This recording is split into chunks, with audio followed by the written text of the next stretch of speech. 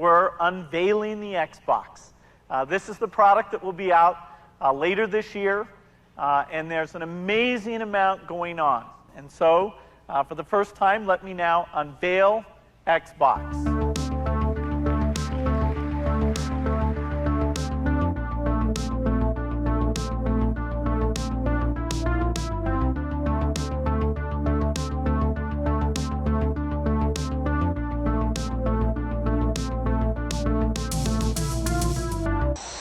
The Xbox is everything The Rock is. Cutting edge, powerful, exhilarating, and like The Rock, it will be the most electrifying thing coming out this year. On November 15th, 2001, Microsoft entered a room of Goliaths. It entered a room with Sony, Nintendo, and was looking to fill the void left behind by the Sega Dreamcast. Microsoft entered the video game console scene with the Microsoft Xbox. Uncharted territory for Microsoft, as they had previously had a sole focus on software development and PC gaming. 20 years later, it's hard to imagine the video game home console scene without a Microsoft console, without an Xbox console. It is truly the future of video games, and I'm very excited to simply be a part of it if you smell what The Rock is cooking.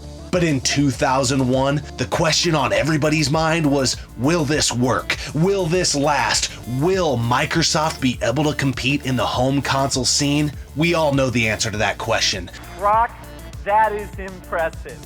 But today, Gaming Off the Grid celebrates 20 years of the original Microsoft Xbox. Xbox!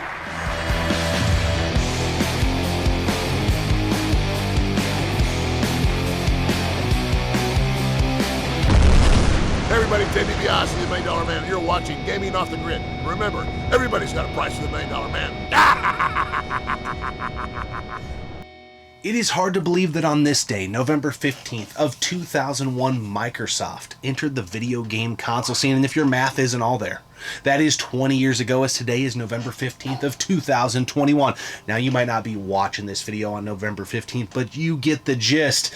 Microsoft entered a console scene because they wanted a little piece of that video game console pie, as they'd been focused only on the PC realm and had been dominated up to this point by some powerhouses. Yes. Nintendo, PlayStation, Sega, and here comes good old Bill Gates saying, I want a video game console too. And guess who we brought out to with him with the Xbox? The Rock. Which is I think that's so funny. I love that The Rock helped launch the Xbox. Maybe that's why the Xbox did so well. Yeah. I don't know. It's hard saying. But Generation 6, the Xbox comes out. It was second in sales for Generation 6, which is insane for being Microsoft's first console. Like, that's crazy. They're coming out of the bat swinging. Yeah, it is pretty mind-blowing, and you know, the sales in this generation are staggering. We have said on the channel before, Gen 6 is our favorite console generation. Yep. Love all four consoles in the generation. But it was second to PlayStation. It had about $24 million in sales, and PlayStation was like at $155 million. Insane. But it still was in second place, as it took out Nintendo's console, and then Sega, you know, didn't last that long in the generation, as the Dreamcast kind of came out swinging on 9/9 of 1999, and it fizzled out. Didn't even hit 10 million in sales. That's so sad, because the Dreamcast is awesome, but we're talking about the Xbox today, and it's all Xbox love. That's why we're wearing green. Yeah. Man, I'm just pretty impressive start for freaking Microsoft. Yeah.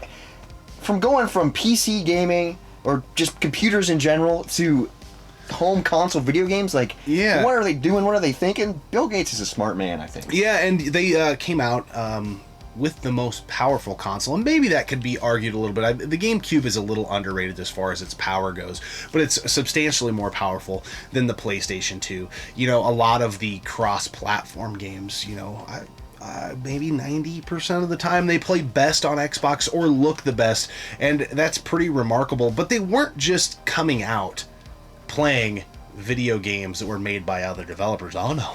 Microsoft had some IPs, and they launched one that is, you know, I guess a household name, I would say. Yeah, so literally 20 years ago, they launched, I mean, I don't know if it was exactly 20 years ago, but they launched Halo. It's this new IP. They're like, we gotta come up with something new to compete with Sony and to compete with Nintendo. It was a launch title, so 20 years. Yeah, 20 years. Yeah. Halo, Master Chief. It's a freaking household name now. Ever heard of him? Yeah, Halo's this huge game, and who would have guessed 20 years ago that it would have blown up? Yeah, and it's just been a staple on the gaming scene. It really reignited or innovated on the first-person shooter. There was, at that time, it's unique to me, and I would be interested to hear how your guys' journey was.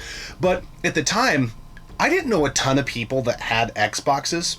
Yeah. But the ones that did, they found each other. It was kind of like, you wonder your friends that do drugs and stuff, how they always find people that have drugs. Yeah. Like, how do they do it? I don't know. But these Xbox fans found each other, and there were LAN parties going on everywhere, like, overnight. Like, it was a thing. Just instant. It was crazy. Cultural movement. Everybody's talking like, oh, where are we playing Halo this weekend? And it was unique because there was only a few kids' houses that you could play Halo at, but somehow those other Xbox guys just knew that the Halo was there. I mean, I'm not saying Halo's a bad game. Halo's great, but it's so weird because there were so many other first-person shooters out there. Somehow that one blew up. Like, I think they just perfected like the secret sauce of not only split screen, but that LAN party piece, and then eventually it yielded itself to amazing online gameplay.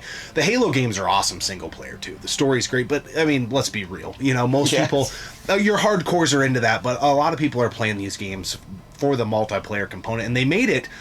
It's unique because Halo can be a very complex game, and there's a large gap between good Halo players and great Halo players. Yes, It's a large gap. Out of control. But the game, I feel like, has a low barrier of entry, which is very important for these type of games. I think anybody you sit in front of Halo, whether it's on OG Xbox, Xbox 360, or as it's went on through the years, it's a very pick up and play. Yes. You right away know, what's the melee button? Cool. Boom. How do you reload? How do you shoot? You feel like you know how to play immediately, and you can have fun with it. And you feel like you kind of have a chance, even though you probably don't. don't. But you kind of do. But they had a bunch of other games that came out at this time that was kind of Microsoft's own kind of IPs, homebrews. Jade Empire was exclusive to the console. Fusion Frenzy. Great party game. Oh, dude, we adore that. Highly recommend it, Fusion Frenzy. We just found out that there's a sequel on the 360, which is, we haven't played it. But the first one's really good. Yeah. They were exclusive at the time, the Star Wars Knights of the Old Republic games. Yes. You had your Project Gotham Racings come out, and then they got into what the hell's the racing game everybody's crazy about right now? Forza. Yep. Yeah, I don't know if there was any Forzas on the OG Xbox. I probably should have looked into that, but I know Project Gotham Racing was a big deal.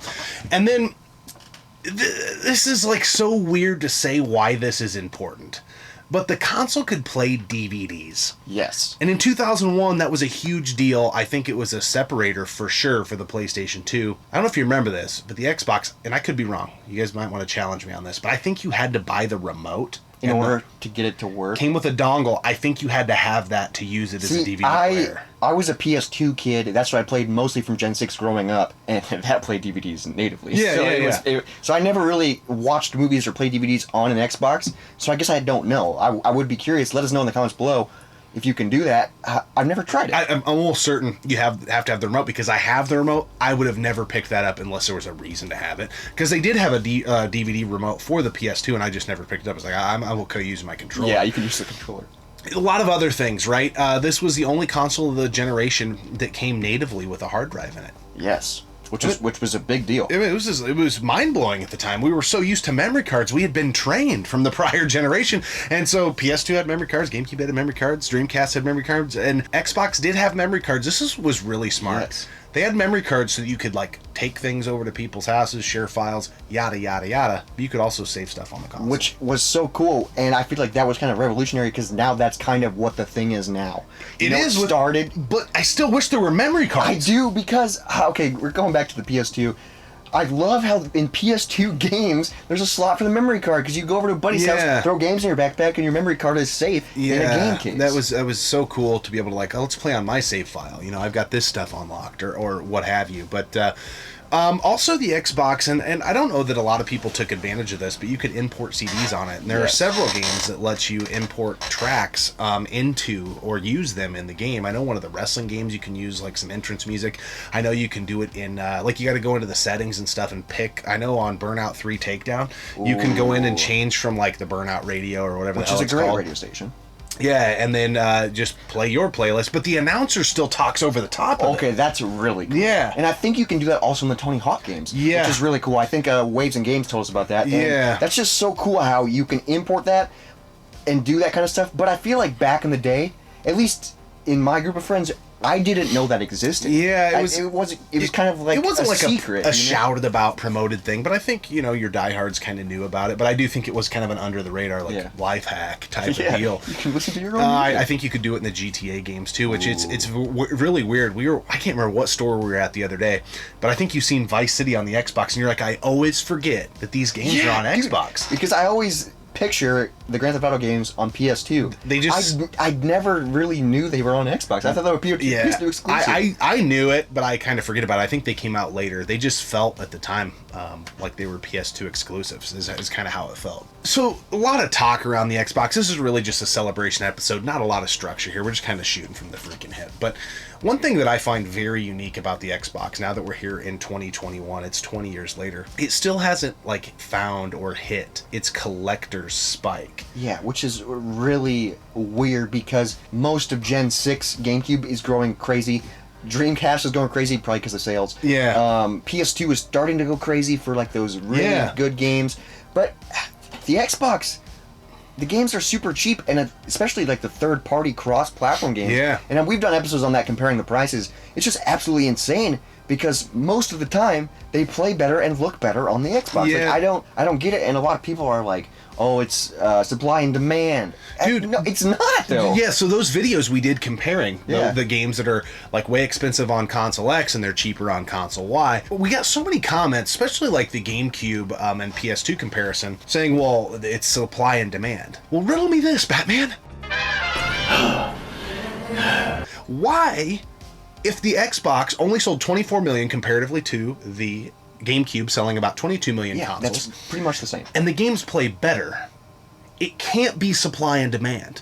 Because that would tell you that the prices of the Xbox, if it performs better, should be at least on par with the GameCube, if not higher. But they are not. They tend to be the cheapest out of those three consoles.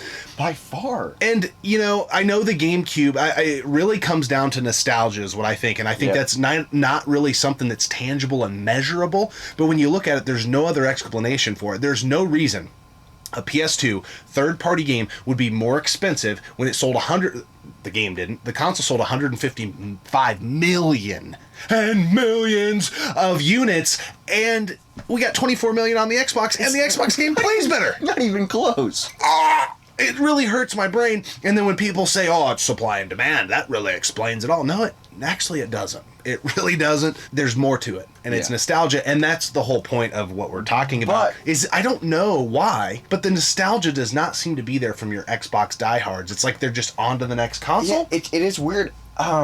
But I will say, as collectors and video game fans, and fans of the Xbox, I think it's awesome because 20 years later, you can still pick up amazing games for dirt cheap. And we even went through our collection and sold some stuff on the PS2 and got it on the Xbox because the price difference is insane. Yeah, so for sure.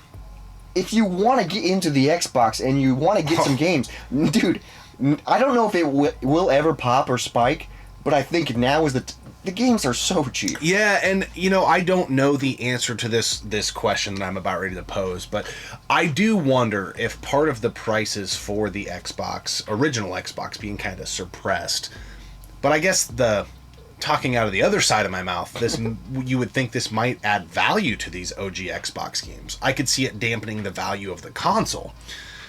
But I don't know if you could blame maybe Microsoft's commitment to backwards compatibility. Ooh, okay. But to me, that would make the games even more valuable because now you can play them on the 360. Not all, but a lot of them. You can play quite a few on the Xbox One and on the Series X. So I don't know. I don't know. I think Xbox fans are a unique type of gamer because I feel like they, once the next one comes out, that's what they get, and then they don't kind of look back. It's a general statement. I know there's a lot of people that aren't like that, but that's how I kind of feel like it is. And also, nowadays, a lot of people are going to say this in the comments, Game Pass, that's a thing. Yeah, but there's so many games. There's so many games aren't on there. Yeah, I think it's a great service, and if that's how you like to game, if you don't have to have the physical stuff, it is awesome. It is a great value. But there are those games, out there that, there's certain games that are backwards compatible with the 360, but not the Xbox One or the Series X, and there's some games still to this day that you can only play on the original Xbox. That pool is getting smaller and smaller, seemingly by the day. But it is just a very perplexing situation of why the prices are so low, but I love it because this last year and a half we've been going ham on our freaking Xbox collection. I'm falling in love with the Xbox 20 years later. Yeah. Which is really cool. And that kind of ties into the next thing. The controller, dude. So the Xbox had 2 controllers, and I don't know why I love the Duke controller so much, even though it's so bulky and weird. I just feel cool playing it. I don't know why. The first time I played Xbox, it was in a Target, I believe, and I walked up to the kiosk, and they had NFL Fever on the kiosk. And I remember putting my hands on the controller and being like, what in the mother father is this thing in my hands? It's just this brick. It felt like I was holding a small child. It was massive. The girth on them handles, man. Oh, Girth Brooks. Yeah, man. They got it right. I still love the controller, just kind of as a nostalgia thing for me. But then the Type S controller came out. It wasn't all that long after the release that they got that out, sometime in 2002, I believe. Great controller. There is some things about it though that were kind of pain in the nuts. Yeah. And it's the shoulder buttons. They only had the triggers. So for certain games, especially third-party games, and I think this could go back to us saying it performs better, looks better on the Xbox, but the R and Ls typically in those, so like I'm talking PS2 buttons, R1, R2, L1, L2, Yep. the R1s in that, or the L2 and R2s, were mapped down to these little silver and black buttons. Which, those buttons are awkward. They are very They're so awkward to hit while you're playing. Yeah, so you kind of ended up with a setup, you did, where there were 6 face buttons, and if you're a Sega Genesis fan, you're not foreign to a 6 face button controller, but these were a little different. These were off the beaten path. They were not in reach, and they were tiny little bastards. Not close. I remember barely using those buttons ever. Yeah, just because they're weird. I just know, back when I was like kind of in my Madden tournament days, you didn't want to play Madden on the Xbox because of that specific reason. At least I didn't. It limited your play. I knew a lot of hardcores that didn't either. They wanted to play it on the PS2 because of that, and the GameCube controller, for that matter, kind of a similar situation. Kind of the same way, because it only has the Z and then the 2. And they buffed that out then when they did the RB LB situation on the 360. So that was a little weird part about the controller. As you're looking back at it 20 years, a lot of people talk about the reliability of the Xbox. I know it's got the battery issue that can kind of leak onto the board, etc.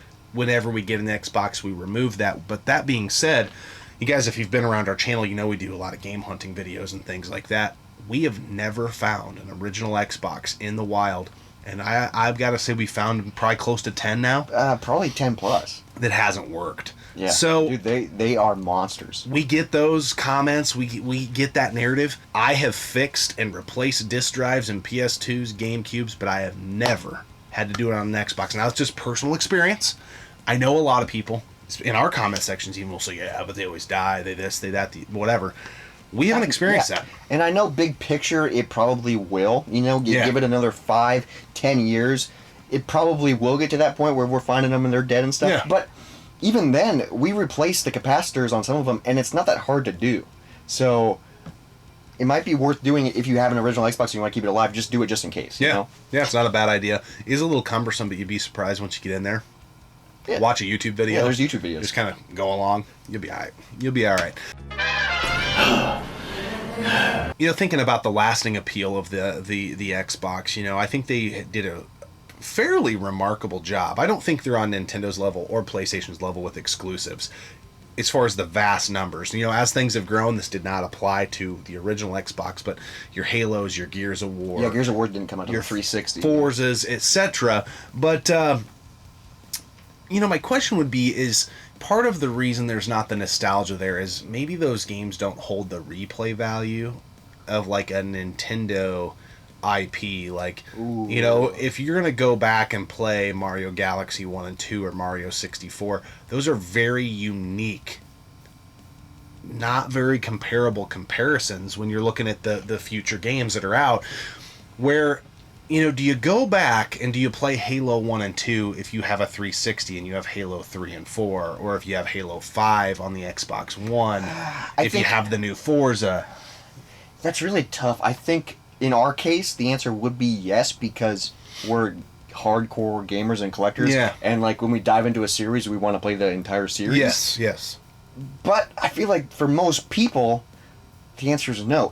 And there's a lot of remasters and re-releases of the original games. Yep. So they're not really going to. So that might play into why the games are so cheap too, because of all that remasters. Yeah, and stuff. I totally agree. I think on Xbox One, I know you can get the definitive edition or the HD version of the God of or Gears of War rather, and then they re-released like the Halo, the original Halo, which is awesome. It's so cool, but it kind of defeats the purpose of going back and playing it on the original Xbox, unless you're being cool kids and wanting to have like a LAN party and you say we're playing the original game, folks, which is what we did. Yeah, but anyways, it is remarkable to me. I think what Microsoft was able to do. And we've already talked about how the Dreamcast fizzled out. The Xbox in a weird way kind of served as like the Dreamcast 2 for Sega fans. It did. A lot of really cool Sega games got released on the Xbox. The Crazy Taxi. Yeah, Jet Grind Radio Future or Jet Set Radio Future, which is amazing. The Xbox, it's kind of weird saying this because it's in the same generation, but the Xbox kind of feels like the Dreamcast 2. Yeah. Even though the Dreamcast is also in Gen 6, so it's a weird... It is, but that's kind of what it feels like. It was like Sega's landing spot. Now, Sega did port some other things to the other consoles, but their new games were landing on the Xbox. Panzer Dragoon Orta, which is my favorite in the series. That's a great game. Amazing game. I think Crazy Taxi 3 High Roller was only on the Xbox, I'm pretty sure. Just a great soundtrack. I could be wrong, but it's been a while since I played it. But there's a lot of situations like that I think at the time, they were able to maybe capture some of those Dreamcast or Sega fans in addition to people that are like, oh, let's try this new console out. And then Halo came out, made a big deal. Well, one area they failed, in this generation was their sports games. Ooh. They come out and you had your Sega sports titles, and I know the Dreamcast kind of fizzled, but once it did, it was also releasing those games on the other respective consoles. Your NBA 2Ks, NFL 2Ks, NCAA 2Ks, tennis 2Ks. I'm trying to think what other... but anyway, the Xbox was doing NFL Fever. Was the NBA game NBA Inside Drive, Inside Lane, something like that? The fact that I've never even heard of that means that it probably didn't do well. Yeah, I remember, though, the first time I played Xbox, it was NFL Fever, and I just visually was like, oh, man, this looks cool. I would probably go back and play it and be able to rip the game apart and say it sucks. Yeah. But I thought it was cool. I remember Peyton Manning was on the cover of that. I think one of the NBA games, Vince Carter was on the front, has a little headband. He was doing like a little dunk action on the cover. Cool. But yeah, those didn't fare too well. I think they were out for a year or two, and then went out. EA Sports and Sega Sports mopped the floor with them. So they did fail there, but I don't know why they would keep pissing in the wind and competing with EA Sports and Sega Sports anyway. So when did you encounter the Xbox as a kid? I mean, you've talked a lot on the channel about how the PS2 was your main the PS2 is my ride or die. I played that all the time. And it was mine too. But I will say, so my parents are divorced.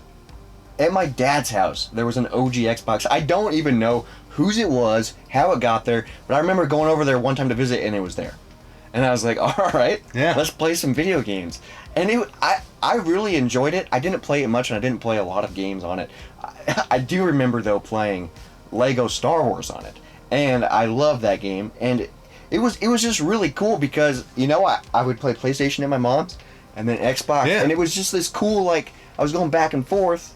I was mostly at my mom's house, though, so I was mostly PS2. But it was still really cool. And then I didn't really, go head over heels with Microsoft or Xbox till the 360. So that's basically the only experience I had is playing Lego Star Wars at my dad's. Yeah. Once a month, maybe. My Xbox journey isn't too far off from yours, to be honest. My brother had a GameCube. I had a PS2. So those were the primary consoles in Gen 6. I had a Dreamcast as well.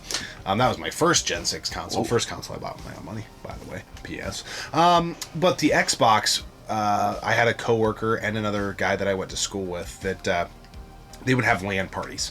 And we would get together. So I would only play Halo 1, and I remember when Halo 2 came out, it was a big deal. And we would go and play LAN parties. And then when I moved away to college, there were still LAN parties going on. And most of the folks, like in my dorm and that, were PS2 people, but down in the student lounge, there was Halo LAN parties going on, and we would do that. We'd carry our big-ass CRTs down there, and we'd hook our stuff up, and play Halo LAN parties. So that was my in the moment memory was just Halo and LAN parties. That's all I got. I mean, that's basically Xbox, though. But right when I started kind of collecting back again, it was probably right when I moved into this place. There was a Craigslist deal for like $40, and it was a Sega Game Gear and an Xbox and a stack of games. Holy crap. And it was probably like 15 or 20 games. I know Def Jam Fight for New York was in there, and Panzer Dragoon Order was in there. What? So I was off to a good start. Yeah, that's a great pickup. And that's still the Xbox I have hooked up in here to this day. And ever since then, I've been just kind of just slowly playing different games on it and really working on my collection for it. And I know we, if it's a third-party game, ever since then we've tended to pick it up on the Xbox. That's what's kind of cool is like, I love the PS2 and the GameCube, and I played a ton of it growing up. But now, like 20 years later, I'm like falling in love with the Xbox like it's my first time. Yeah, it's kind of like it's a new console for us. It kind of is, which is really cool. And it's what's awesome about this generation is you put a game in, some of them look kind of rough, but that doesn't matter. The games are still great. They still play great. It's just it's a great console. Low barrier of entry. Our friend Dan was pinging me, 8-9 months ago. Dude, you've got to play The Punisher on PS2. This game's so awesome. And I look it up and I'm like, ugh, shit, dude. It's like $40-$50. It's like a $15, $20 game, at least at the time, on the original Xbox. So crazy. Just those type of situations have really made us love collecting for it. So our journey in our early lives was short. Might have been kind of sweet. But now, I would say of that generation, that's the primary console we're collecting for. Yeah, I feel like our journey is starting now. Yeah. Or I guess a year ago or something. Yeah. But that's kind of crazy 20 years later, and we're... Well, time flies, because when we built the game room and started the channel, it was almost 4 years ago. Wow. Yep, long time ago. Long time. We're getting old. Long time no see, dude. Yeah, but you know what we've been doing for almost 4 years? Drinking beer. I've been doing that longer than that. Yeah. Let's talk about this beer. Future Hop IPA by New Belgium. This is part of their Voodoo Ranger series. Yeah. This is an Imperial IPA. Comes in at 8%, which is a high percentage beer. I think if you go back and watch a lot of videos, this is further down than we usually are at this point in the video. Yeah. This beer, I'm not a major IPA guy. I cannot believe it's considered Imperial. I can't believe it's 8%. This is a very smooth, very thin on the mouth, very... like almost the right amount of hops. Maybe it could use a little more. Yeah. But dang, this thing is like, it's so smooth. It just goes down so good. It tastes great. What's crazy was when we poured it, I was like, man, that looks really thin and Yeah. light. And I was like, 8%? How the heck's that going to happen? I started drinking it, and I'm almost done with it already. And I'm like, whoa, this is a really easy drinker, really smooth. There's not much hops, so I feel like this is a beer that a lot of people would enjoy. This kind of feels like a good, just generic... I don't know, like a Sam Adams or something like that. Yeah. But it's at 8% though. So this is a dangerous beer because I could see myself crushing a couple of these and being like, where am I going? Yeah. For being an easy drinker and smooth and stuff, this is really enjoyable. Yeah. This would probably be good on a hot summer day. Haven't said that in a while. But this is pretty good. Yeah. For an IPA though, I wish there was more, and I wish there was more girth, but And more teeth too. I am enjoying this a lot. I will say when we first opened the can, the nose was very fruity. Yeah. It came off, but I'm not getting that on the flavor profile as much, but it has a very good aroma to it. It's been 20 years of the Xbox. It's crazy to think that Generation 6 as a whole is over 20 years old. Where has time gone? And the cool thing about this generation is it's still really playable. Yes. In 2021, and depending on what you're looking at, it is moderately you could still collect for it at a moderate level. Yeah. PS2 I'd say is pretty easy to find stuff in the wild, and so is the Xbox. Now Dreamcast and GameCube have gotten a little out of control. They're getting crazy. But you can still have fun collecting and playing Gen 6 games. Yeah, I freaking do. I probably in the last couple of years have realized that Gen 6 is so amazing, and it's my favorite generation. There's so much variance and so many awesome games of different styles, and it's awesome. I love it. If you want to celebrate the Xbox and Generation 6 in style, go out and get yourself an original Xbox. With a Duke controller. A Duke controller. Yes. And a cheap copy of Burnout 3 Takedown. Oh. And you can thank us later. Happy birthday to Microsoft's original Xbox and Generation 6. We hope you guys enjoyed this video. and appreciate your support and you subscribing to the channel. We'll see you next time right here on Gaming Off the Grid. PlayStation, Sega, and here comes Bill Gates. R2, R1, L. Let's try this. Took it Oh, swag. you already took us? Yeah. Cheated on you.